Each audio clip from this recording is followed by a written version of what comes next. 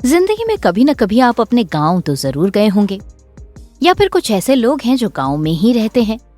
तो अगर आप गांव में रहते हैं या फिर गांव जाते हैं तो आपने कुएं का पानी तो जरूर पिया होगा। लेकिन कभी कुएं का पानी पीते हुए आपने ये सोचा कि कुआं गोल ही क्यों होता है? ऐसा क्यों होता है कि चांद गोल है? आखिर चांद को मामा क्यों कहा जाता है? चाचा, भैया, फूफा, ताऊ, दादा, ये सब क्यों नहीं कहा जाता? आज का हमारा ये वीडियो कुछ ऐसी ही बड़ी कॉमन लेकिन ऐसी बातों पर केंद्रित है जो कॉमन होने के बावजूद भी जिन पर हम कभी ध्यान नहीं देते हैं। तो चलिए आज आपको बताते हैं कि कुआं गोल ही क्यों होता है, वो चौकोर क्यों नहीं होता, वो त्रिभुज की तरह क्यों नहीं होता। अगर आप किसी गांव वाले से ये सवाल पूछेंगे तो शायद वो कहे कि हमने तो हमेशा गोल ही देखा है, गोल ही बनाया है और गोल कुएं से ही पानी पिया है।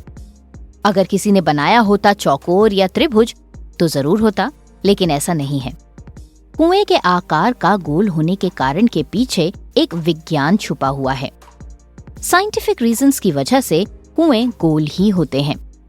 दरअसल पुराने जमाने में जब कुएं हुआ करते थे और जब कुएं खोदे जाते थे तो उन्हें जानबूझकर गोल आकार में खोदा जाता था, क्योंकि गोल कुएं अन्य आकार के कुओं की तुलना में काफी मजबूत होते हैं।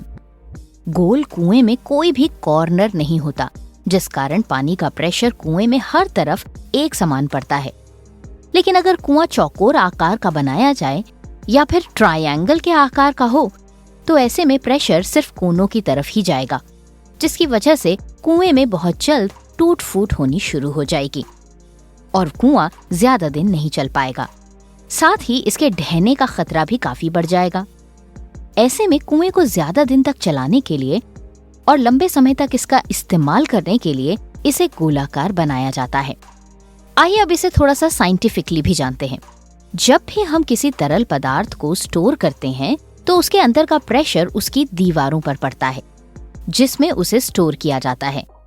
ऐसी स्थिति में चौकोर या ट्रायंगल के आकार के कुओं की बजाय गोल कुएं ज्यादा अच्छे से प्रेशर झेल पाते हैं। गोल कुओं को बनाने की एक वजह ये भी है कि ये कुएं सालों साल धंसते नहीं हैं और गोल आकृति के कारण ही कुएं के मिट्टी में धंसने की गुंजाइश भी काफी कम रहती है। गोल कुएं बनाने के पीछे एक कारण और भी है और वो है इसका किफायती होना। गोल कुएं बनाना आसान होता है क्योंकि कुएं को ड्रिल करके बनाया जाता है। अगर आप गोल शेप में ड्रिल करते हैं तो ये काफी आसानी से हो जाता है।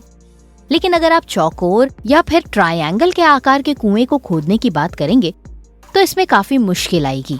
इसी वजह से कुओं को गोल शेप में ही ड्रिल किया जाता है। गोल आकृति हमारे जीवन में काफी इम्पोर्टेंट है। हमारे इर्द गिर्द कई सारी ऐसी चीजें हैं जो गोल होती हैं।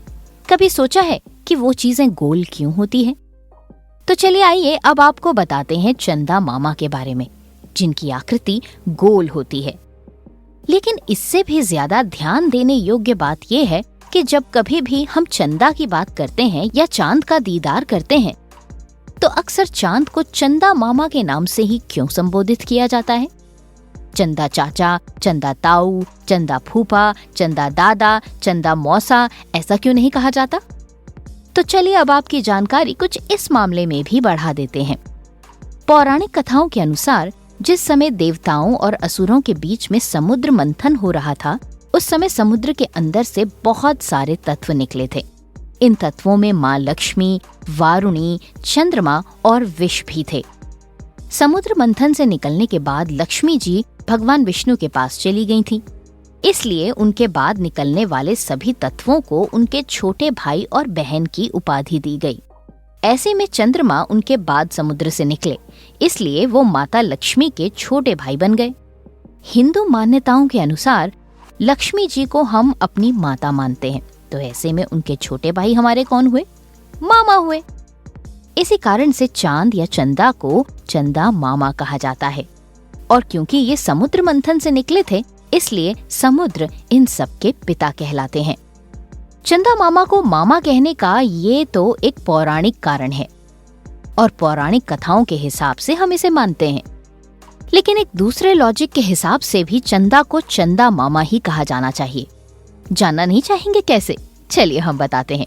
चंदा को मामा कहने के पीछे दूसरा कारण ये है कि चंद्रमा पृथ्वी के चारों ओर चक्कर लगाता है और दिन रात उसके साथ एक भाई की तरह रहता है।